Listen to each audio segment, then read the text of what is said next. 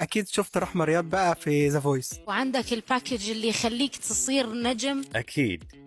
الله الله الله. يعني أنا جدا فخور بها، زوجتي وأنا داعمها الأول. الكيمياء بين لجنة التحكيم وطبعا أحمد سعد ونصيب زيتون، يعني بصراحة واحد مكمل الثاني. أنا جدا يعني فخور بها وكلش حاب اللي قاعد يسووه. بالوطن العربي تكسر الدنيا. دور خالد بن الوليد، تحضير ليه وكلمنا عنه اكتر.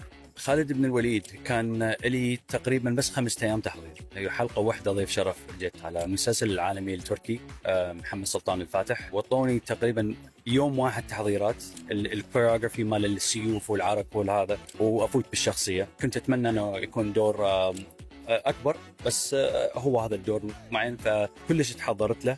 وأخذ من عندي هواي جهد وطاقة، وكان بالصيف كانت حارة، وشاف هذا الدرع اللي لابسه كان الدرع حديد أصلا. الحمد لله كان موفق.